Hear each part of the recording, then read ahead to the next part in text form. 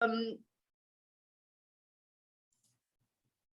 so dear guests, I would like to welcome you all to this virtual Fulbright Forum. Let's see here. Yeah, two of our fabulous Fulbright grantees from the fall semester are going to talk about their experiences in Iceland over the last months.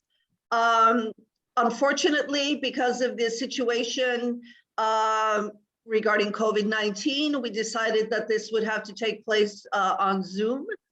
And we also have a Facebook live stream.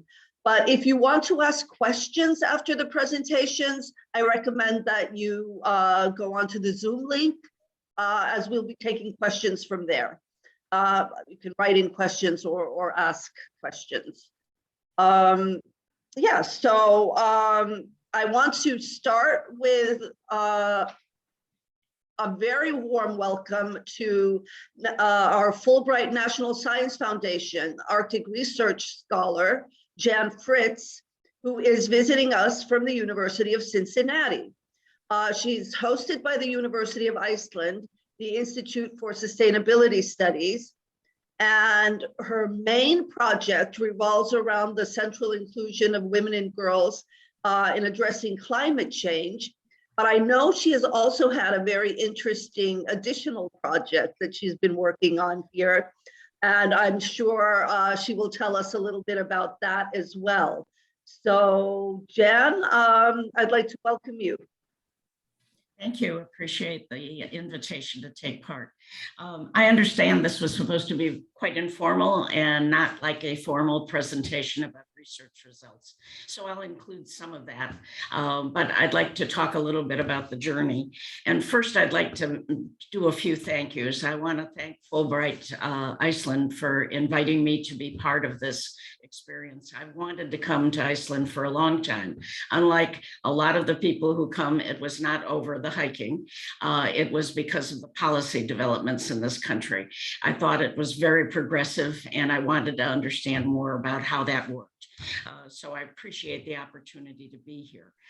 I've been in Fulbright experiences before. When I was a doctoral student, I had a Fulbright travel grant and an American Scandinavian Foundation fellowship that allowed me to live in Sweden for a year. So I have bad Swedish. I was very fortunate to be chair of, I always forget this name, Human Rights and International Studies at the Danish. Can I just stop you for a minute? You're sort of going in and out a little bit, the microphone. So yeah. Is this better? Yeah. Okay, I can't control the microphone. It's an Icelandic situation here. The keyboard and I frequently are in difficulty, so I don't know now what's doing it with the voice. Anyway, I had a Fulbright chair of international studies and human rights at the Danish Institute for Human Rights. So I lived in Copenhagen for 4 months. I've also been a Fulbright scholar in Hungary and worked at the Academy of Sciences there. All of these experiences have been wonderful, and I always encourage people, both from Iceland, to apply for Fulbrights to come to the United States, and for those in other countries, for those in the United States to apply for these opportunities in other countries.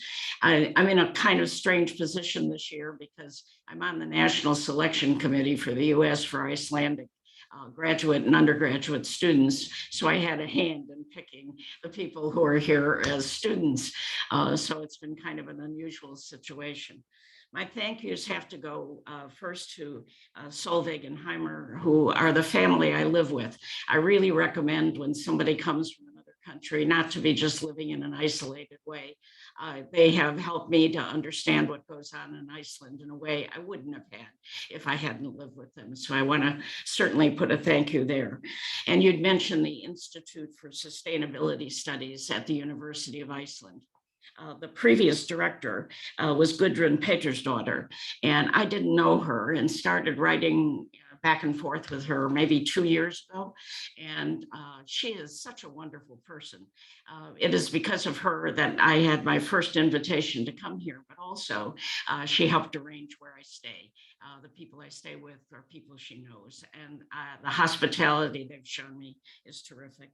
and Haftasana Aegis daughter, who is the current director of the Institute, has really helped with the facilities here at the University of Iceland. So I just want to give a big thank you to both the commission and the people who made my stay so interesting and informative.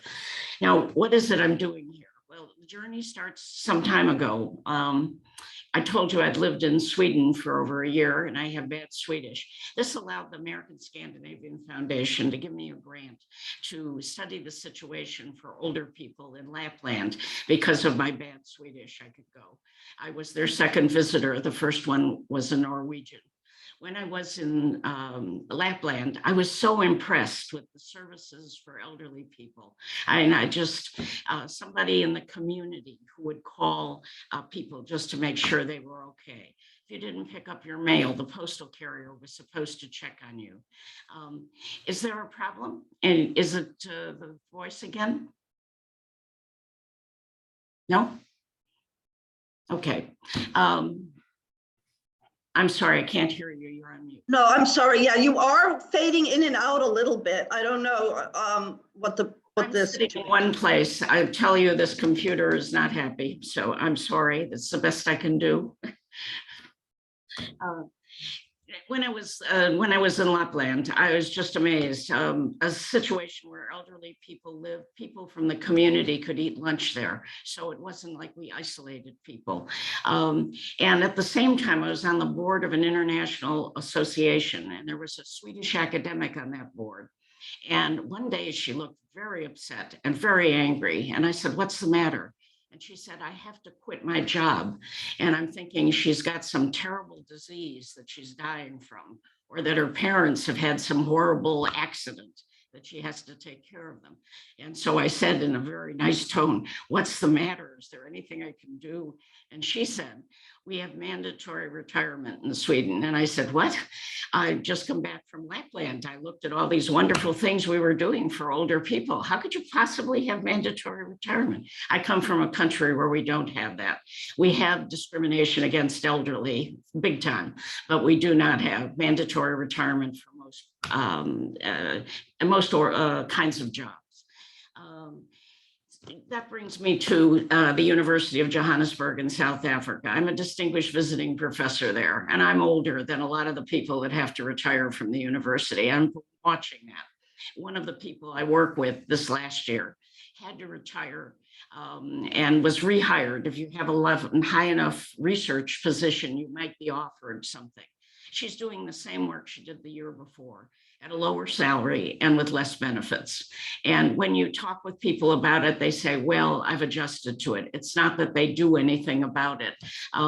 People think it's a normal sort of something in many countries.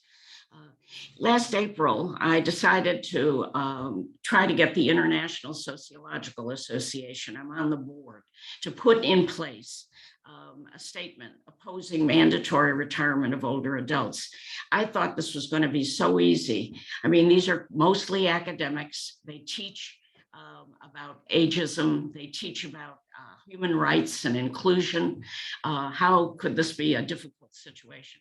It was difficult. They finally did endorse a statement opposing mandatory retirement, but it was the first time I began to really see how in many countries this is so normal that people just don't think much about it at all. It's sort of a hidden social justice issue. There's a survey that was done, and this was in the last couple of years, of something like 58 countries with 85,000 participants, and more than 1 in 2 people was found to be ageist, either at a moderate level or a high level. If you're an older person, that kind of makes you want to stay inside. More than 1 in 2 people was ageist. So when I found out that Iceland had this mandatory retirement policy, I just decided this was something I needed to spend some time working on. I needed more information myself and be able to understand it. So I've interviewed a lot of people here. The quotes are really amazing. I mean, one teacher told me how one of his students said that the schools are filled with dinosaurs. Think about that. Older women might say to me something like, I wouldn't want to be a bother to anybody else, or I wouldn't want anybody to say that I stayed in my job too long, you know. So some of them retire earlier than the retirement age because of that. In addition to interviewing people, I've also been meeting with labor union people. There are 2 mandatory retirement cases that are going forward in the courts, talked with the attorneys involved with them. And I've been talking with a man who is a high school teacher here, who you may have seen on television recently, who would like to keep his job. The 2 cases that are going through the courts are about damages, monetary reimbursement. He wants to keep his job. So I am starting to talk with people about hopefully making this change. What's happening in other countries is because the aging population's growing, you're going to find people wanting people to work longer because there aren't enough younger people to be contributing to the pension systems.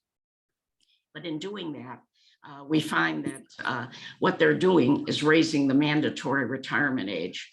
And to give you some idea, there are a lot of countries that have mandatory retirement ages. What you might not realize is a number of them have different ages for men and women. Women who live longer in those countries often are having to retire 5 years before men. One Japanese professor told me, a woman, that she's 3 years away from retirement, and that people in her department are already telling her it's a good thing that she's going to be retiring. And she said that a man would be able to get rehired in another sector, but it would be very difficult for a woman to be doing.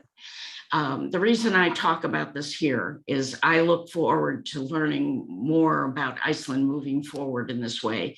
It already had in 2019 considered this in the all thingy. I would like to see it reconsidered. I think a country that's #1 in gender for 12 years, gender equality, a country that is first in pensions of countries that have been studied, a country that's only #2 in happiness. If this is going to happen anywhere, if there's going to be a change, I'm hoping it'll be in Iceland, and that we can use that as a model for other countries that need to figure a way to be able to deal with the situation. Thank you very much for the opportunity to talk with you. I'm sorry if the voice problem has affected this.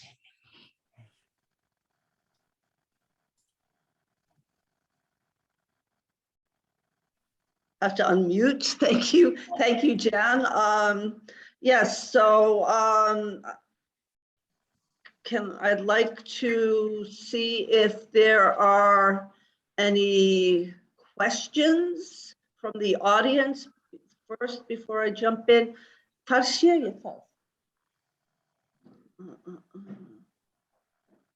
Oh, I see something in the chat here.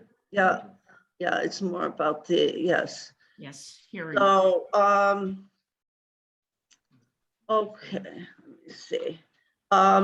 You can raise your hand if you would like to ask a question.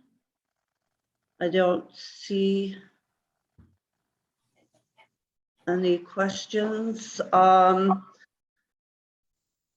Okay, maybe we can at the end, if there are questions after Nicole has spoken, then we can come back to them. Thank you, Jan.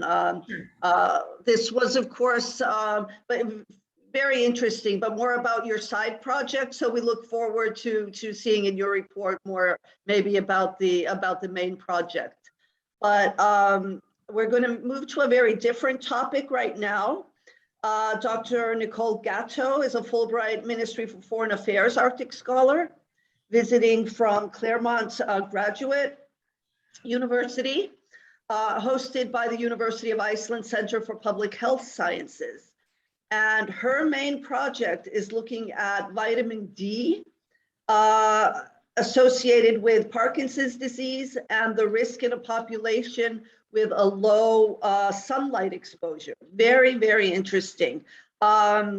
I believe that she has also had another project that she's been working on. Of course, our scholars are also ambitious. They work on multiple projects at the same time. But I'm sure she'll tell us all about it. So Nicole, I'm going to take my slides down so you can share your screen. Excellent, thanks Belinda. So let me go ahead. Stop share.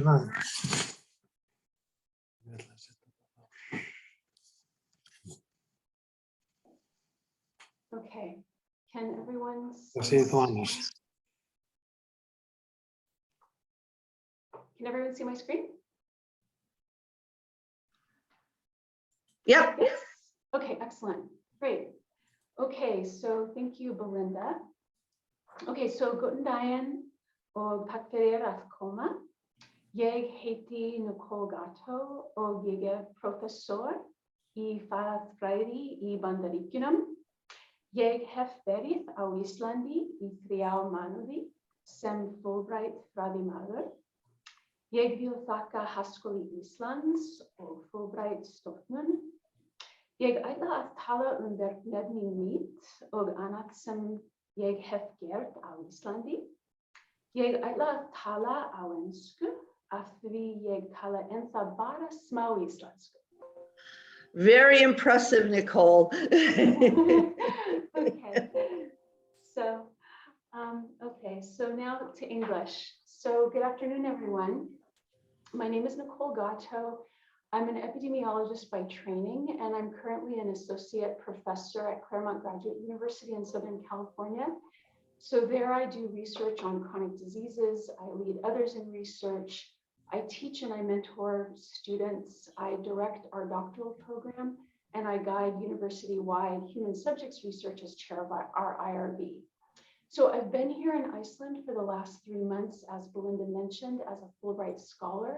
And I wanted to begin by thanking the Fulbright program, Fulbright Stofnun, for the opportunity and for your support, as well as the University of Iceland, Háskóli Íslands, for hosting me.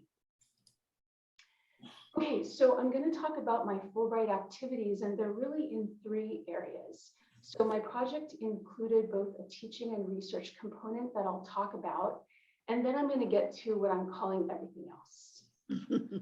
Okay, so to begin with, my Fulbright grant provided an opportunity for me to teach in graduate level classes at the University of Iceland in the Center for Public Health Sciences. So during my grant period, I provided 4 guest lectures in 3 courses. So in a course called Public Health Science, Politics and Prevention, I lectured on screening in public health and on occupational health. In a class on epidemiology and quantitative methodology, I provided a lecture on some work I had done on passive smoking and Parkinson's disease. And in a class called Influencers of Health Prevention and Health Promotion, I provided a lecture on environmental determinants of health. And I can say that after having been teaching remotely in the United States for the last 2.5 semesters due to COVID, it was very nice to be back in a classroom setting. So I also gave 2 open seminars at the University of Iceland about my work. The first provided an overview of my research, and the second presented some work that I had done in the United States, a study on vaccine hesitancy among healthcare workers. And I do plan in the future, so in early 2020, to give a virtual seminar remotely that will talk about one of my Fulbright research projects that I'll be speaking about in a moment. So next, I'd like to talk about the research component. And the Fulbright grant made it possible for me to establish collaborations with investigators from the University of Iceland, the Iceland Heart Association, as well as with the National Institutes of Health in the United States.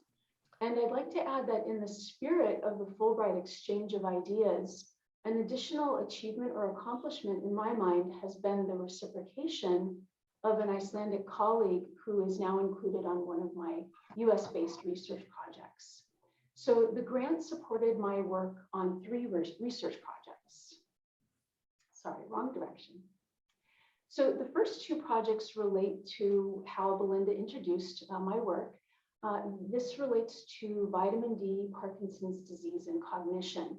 And let me tell you first why this work is significant. And Jan actually alluded to it. So the world's population is aging, and we expect that age-associated diseases like cognitive impairment, dementia, and Parkinson's disease are going to increase in the future. And really, until we have better treatment options for these devastating diseases, we need to rely on preventive approaches. So prevention requires that we understand what factors increase the risk of disease or perhaps provide protection against it developing in the first place. So a little bit about vitamin D. Vitamin D is very important to many of our body's processes. This includes normal neuronal function. So our body produces it when our skin responds to sunlight exposure. And there has been some previous research which has shown a possible beneficial effect of vitamin D on Parkinson's disease and on cognitive impairment.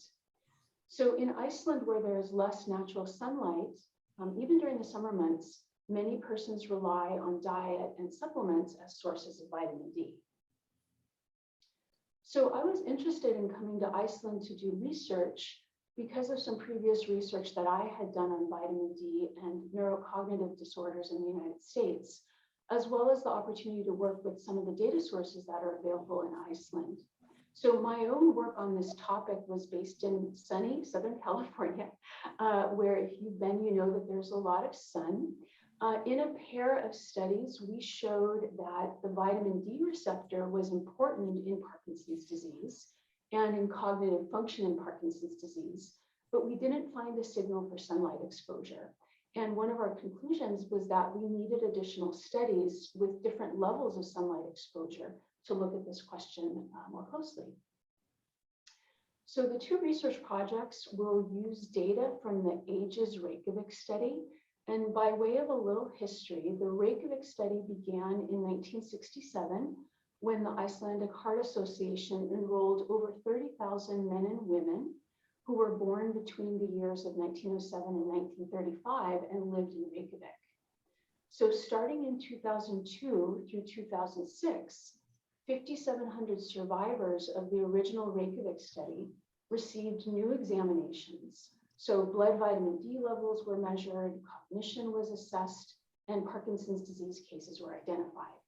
And so the questions that I will be examining are twofold.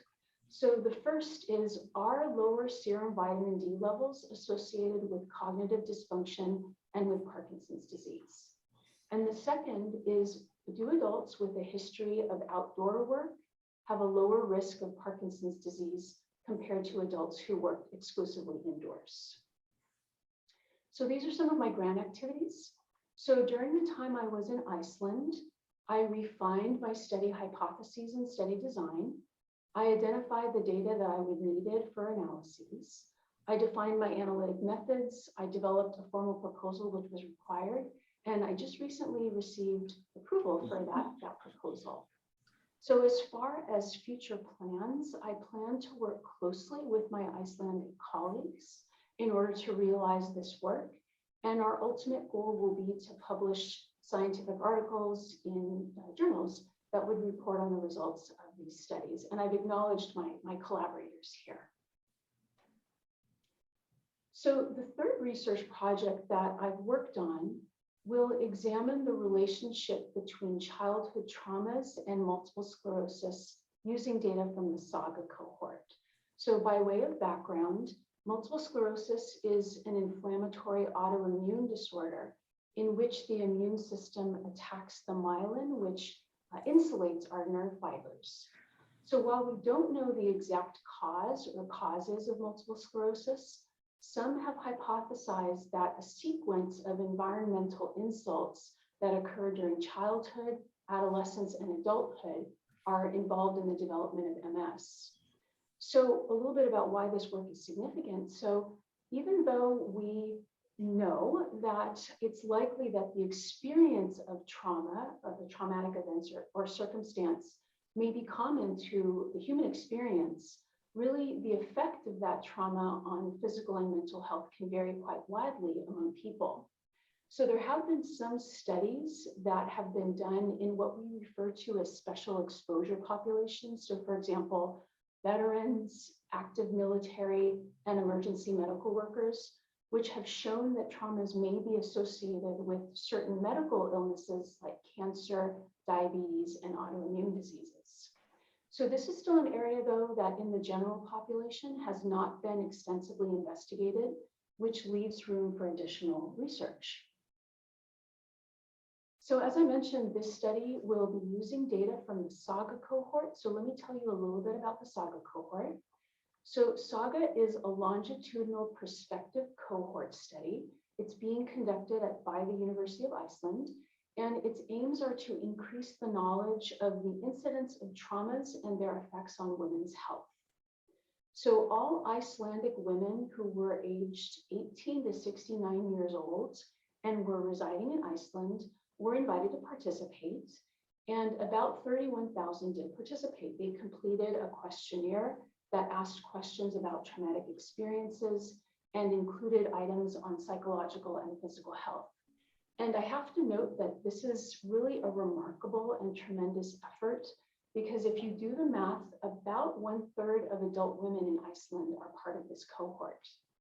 So there's a number of research questions, two that I'm going to look at. The first is multiple sclerosis more prevalent among women who had a greater number and severity of stressors during childhood compared with women who had less to no childhood stressors or trauma? And then second, is multiple sclerosis more prevalent among women with childhood trauma exposure and current PTSD symptoms compared to women without PTSD but having childhood stress or trauma exposure? So a little bit, this is a look into the cohort overall, just for information. So if you look at the data here, about 40% of women in the cohort reported experiencing some amount of violence in the physical or sexual area during adulthood. And you can see, scanning the bottom here, these are our adverse childhood experiences, that there were significant percentages that reported these during childhood. So I'd like to share with you some of our preliminary results. So overall, 214 women self-reported having MS in the Saga cohort. So this is a prevalence of 7.7 per 1,000. And 71% of women reported having at least one adverse childhood experience. The mean was about 2. So we found that women with multiple sclerosis were comparable to women who did not have MS on a number of key variables that we examined. When we did our statistical analyses, we found that there was no association between adverse childhood experiences and multiple sclerosis. So I want to talk a little bit about what some of the implications of this work may be. So if these null results stand, they're important for 2 reasons. So the first is that this is reassuring. This is reassuring to women who may have had an experience of an adverse childhood experience, in that these results do not suggest that these types of traumas and stressors during childhood may contribute to the development of multiple sclerosis. The second reason is that because there has been pretty significant interest in adverse childhood experiences as of late, there has been a tendency to examine their role in numerous other diseases.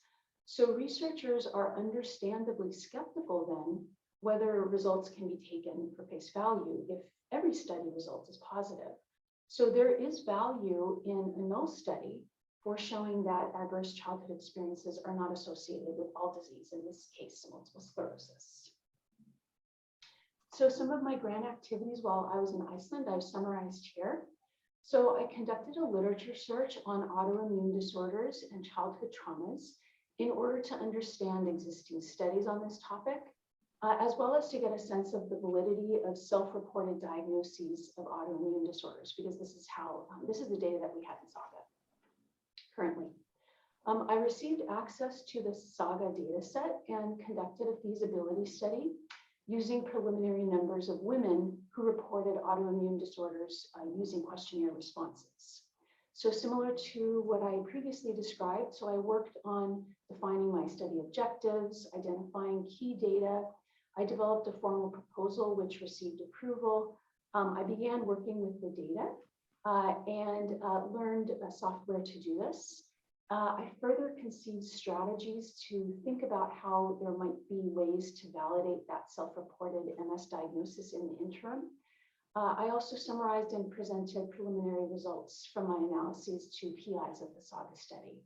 In terms of my future plans, I do intend to finish the remaining analyses, and our objective would also be to publish this work in a scientific journal. And I wanted to acknowledge my excellent collaborators here. Okay, so I've talked about my research and my teaching. Now I wanted to talk about everything else. And my everything else sort of falls into these areas of professional development, language, travel and nature, and art and culture. Okay, so in terms of professional development, I audited a course on clinical prediction models and learned the statistical programming language R to be able to follow the data analysis conventions of the Saga and Aegis Reykjavik study. And I can remember fondly my first day of this class. It took me about 30 minutes to figure out how to knit. And I can say that today I feel quite proficient in R to be able to conduct an analysis. And I sincerely thank Thor and others for their help on this. In October, I attended the Arctic Circle Assembly Conference and participated in a breakout session for the Fulbright program. I made visits to the Directorate of Health and Cancer Society. I took Icelandic language classes offered by the University of Iceland Language Center, and I met weekly with a native Icelandic speaker as part of a language exchange. I saw shows during the Reykjavik Jazz Festival at Harpa, a show at the Gamla Bio, and films during the Reykjavik International Film Festival. I also had an opportunity to travel both around the country and locally in Reykjavik. So I visited geothermal baths and geothermal areas. I went to museums. I visited churches, waterfalls, farms, volcanoes, glaciers, and other natural wonders. And I have to say that the beauty that I saw here will be forever etched in my mind. And I want to say that it wasn't always smooth sailing.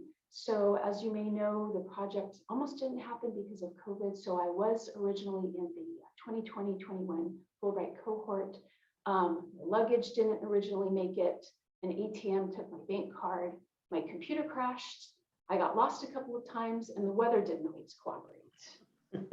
But I wanted to share 3 important takeaways in reflecting on my experience here. And the first is to listen. So listen carefully to what others say. I learned a lot just by listening to others. So this includes both professionally and also some very good travel tips. The second is to be open and flexible. I will say that things may not always work out the way that you anticipated, but they will work out. And the last is to work hard and to make the most of your time, because it does go by very quickly. Particularly these last 2 weeks have seemed like they've been on fast forward. So that's what I have. Takk fyrir tímann. Thank you so much for hearing me and for hosting me and for the opportunity. Thank you so much, Nicole. Great. Yes, thank you so much. And really great overview of the project, and also for reminding us of, the importance of also just immersing yourself in the local culture and making, those connections as well. So that's absolutely fabulous. I'm going to open for questions. I might ask you myself, just you mentioned that, of course, you're going to be continuing your collaboration and hopefully publishing together. And that, of course, once you're back in the US, you'll be finishing your data analysis, I assume. And do you foresee then any sort of continued cooperation, for example, through comparative studies from the US and Iceland or anything like that? Certainly. I would say that what is some of the beauty of research is that when one project ends, additional questions are proposed. So I would absolutely hope that that would be the case. Great. I see Margaret Cormack has, one of our board members has her hand up. Margaret, please. Okay, can you hear me? Yep. Yeah, okay, good. So I was extremely interested in Nicole's talk because an old friend of mine, now deceased, was actually a doctor who specialized in MS. So my questions may be totally out of date, in which case, fine, just tell me that. But my questions are, question number one, why were you only looking at women? Is there a reason why men were excluded? And the second question is, this friend of mine claimed that there was a clear genetic component to MS among Scandinavians, so that Scandinavians were much more likely to get MS than other Europeans. And in the places where other Europeans did manifest MS, these were always places where the Vikings were known to have traveled to.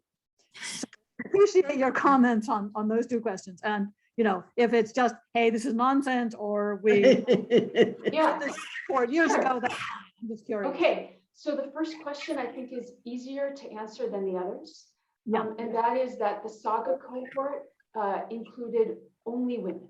So we didn't necessarily exclude men, but the data that we had was of women in Iceland.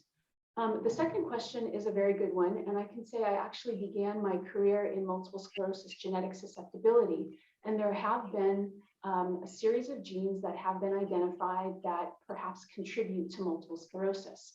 I see there might be some folks on who can speak better to genetics in this region of the world. But one thing that is interesting about multiple sclerosis is that there is a north-south gradient. And so that could be some of what is being observed in this region of the world, which may have to do with, it may have to do with sunlight, it may have to do with vitamin D, it may have to do with other factors of who lives in these regions. But we see this north-south gradient in the United States, and I believe the same in places like Australia. So there may be some folks who can speak better to the genetics of MS in this region of the world, and I will defer to them respectfully to perhaps answer that question better than I can. Thank you. Thanks. Are there any additional questions? I don't see any hands raised. I thought you did a really great job in your Icelandic there in the beginning. Have you found the language very challenging? Have people been willing to sort of speak to you and try a little bit in Icelandic, or has it, how's that been? I mean, for just being here for 3 months and making that effort, I think is great. I have to say that I feel like I'm starting to hear it, Mm-hmm. but yes, it is complicated because of the cases. And just when you think you learned something and you hear it in a context, you think, wait a minute, that's not what I learned, but then you realize it's because the cases have changed. So I think it's challenging, but it's a beautiful language, and I wish I was here longer to pick up more of it.